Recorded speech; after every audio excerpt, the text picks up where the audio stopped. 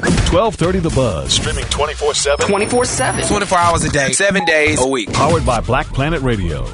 Running, running, and running, running, and running, running, and running, running, and running, running, and running, running, and running, running, and running, running. Welcome back to Talk of the Town with PG Sittenfeld. Again, so glad you are spending some of your Saturday with us as we all learn how to make sure we're having productive conversations, not just offering the most fiery rhetoric we possibly can. Have a luminary panel with us in studio, and Dave Holthouse, opinion editor of the Cincinnati Enquirer. I want to go back to you. A lot of people who are listening to the show have probably at some point or another read an article, said, I have a strong opinion about that, sent it in. Sometimes it gets published, and sometimes I'm guessing you've said, whoa, we can't publish that. How do you make a decision on letters to the editor where someone maybe crosses an appropriate threshold of maintaining civility? Yeah, well, the letters are there for readers to provide their opinion, so it's not just the paper providing its opinion all the time. We want to be a forum for readers as well, but we don't publish letters where people will attack someone or make unsubstantiated charges, personal attacks. We draw the line there. If you have an opinion about an issue, that's great. We'd love to hear it, but attacking a person, we're not going to publish that. And we also have guidelines about how long it can be and how often you can publish one, too. But in terms of the content of the letter, no personal attacks.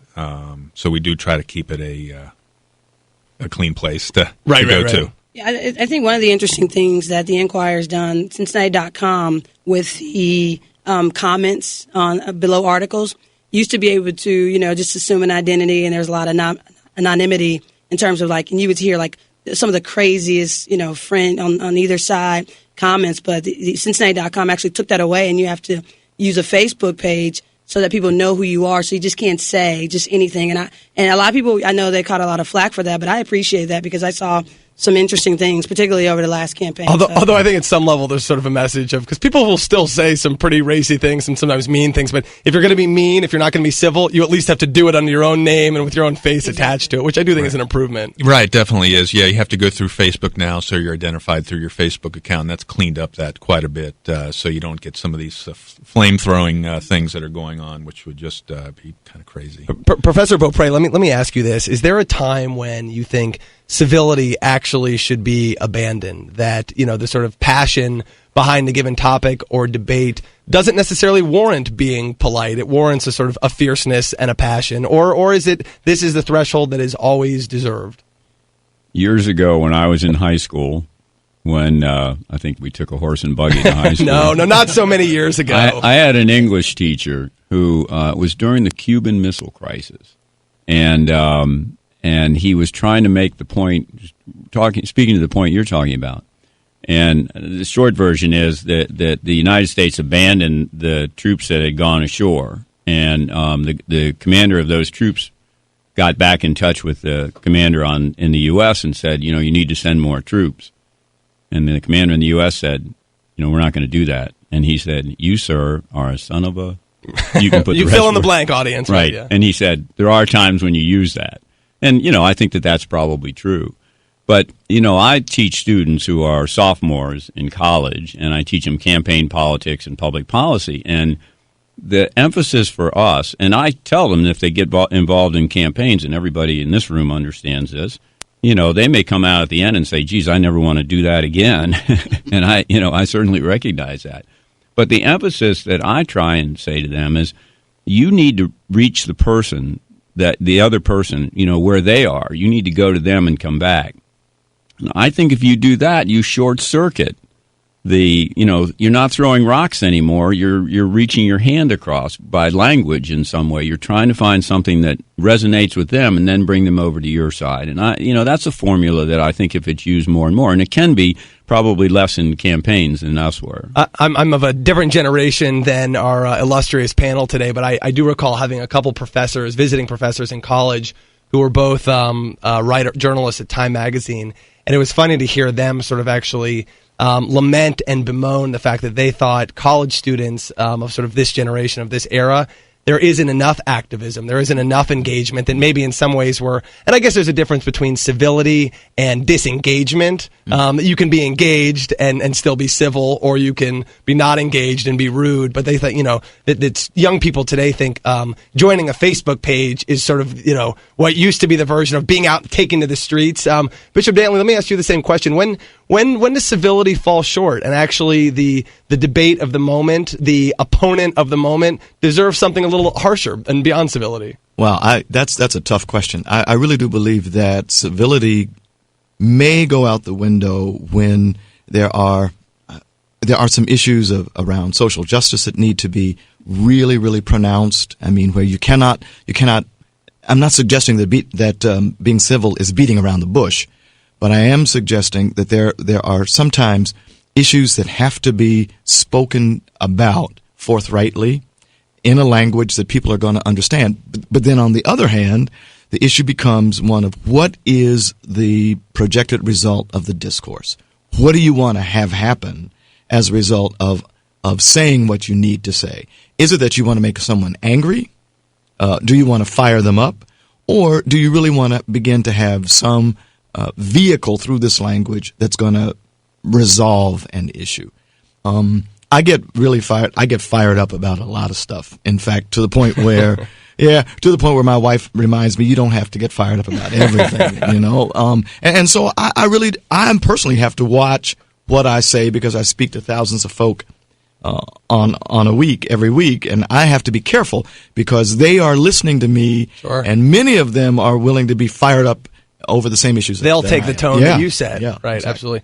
David Mann, let me ask you this, since you've spent some time in Congress, and for those who have not interacted with you in person, I think your sort of reputation as a true gentleman precedes you and is known to everyone that's known you. Was there ever a time, I've had my moments of frustration on council and I didn't feel as cool-headed as maybe I wanted, but in City Hall or in the United States Congress, when you think you did go beyond civility and not in the direction of the beyond the civility panel, civility lost, but you felt like it was warranted, or what precipitated it?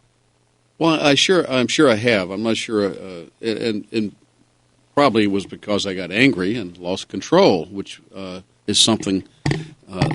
Sure, when Newt Gingrich is on the other side of things, it's allowed. I remember once.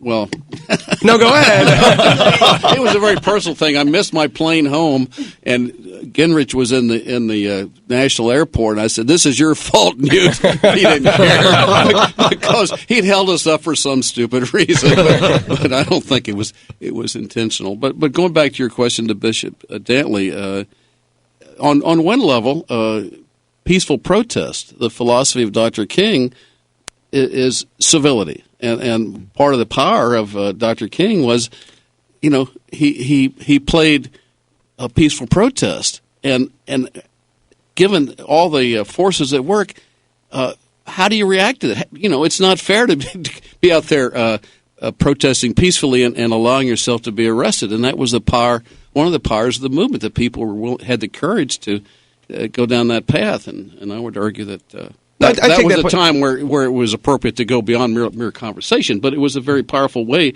to achieve a goal. Well, that even the boldest behavior can actually still be done in a very civil, very peaceful way. This is obviously going to be a tough nut to crack, but I do want to ask all of you, what is the obstacle to civility? And again, we're especially in this campaign season focused on the political discourse, but, Dave Holthouse, I know you brought it. We sort of started talking about the TV pundits. Not that blame necessarily needs to be placed, but Dave, why don't we start with you? I mean, what are the obstacles to civility? Why are we, unanimously across this panel in a worse place than we were 15 years ago, and probably a worse place than we were, 30 years ago? Well, I'd like to see our elected leaders serve a higher purpose, right, which is the good of the country or the city, the county, whatever it is. Not the politics of the moment. Not the politics of the moment, and not thinking about their next election or their party. But who are they there to serve? That should be the higher purpose, I think, and that's if keep that in mind, then we can move forward. And too often, I think they're thinking about what does this mean for me politically, not what does this mean for the people I'm serving. So when we think about civility lost, I mean, would you first, the sort of audience number one, when we think about who's delivered us here, the politicians themselves, perhaps? Absolutely, yeah, and I think no there's offense probably, taken either.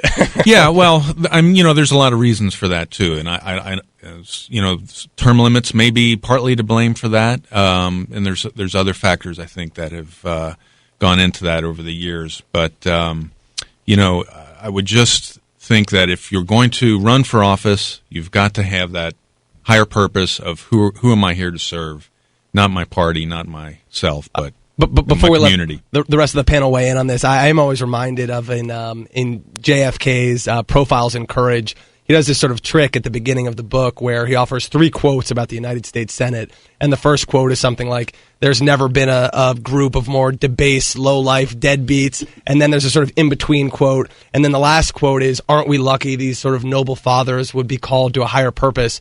And the one about the deadbeat lowlifes was taken from the Revolutionary era, the men who are now carved in stone and we revere everything they did. And the most recent one was from a generation before, which I only bring up to say sometimes I think it is probably a little bit difficult to have perspective that, the fierceness of the Lincoln-Douglas debates or what, and maybe, again, things can be fierce and intense and still be civil, but, maybe it's also hard to monitor over time. But Professor Beaupre. Well, this is an excellent point. You can go back to newspapers that are in the library here, Cincinnati newspapers, and see the drawings of politicians done by the newspaper, where they have the head of a dog instead of a person. I mean, seriously. And so, partisanship was one thing, and that, but I think often it got to be, look, I also think that politicians, the public debate is dependent on the vehicle through which it's delivered.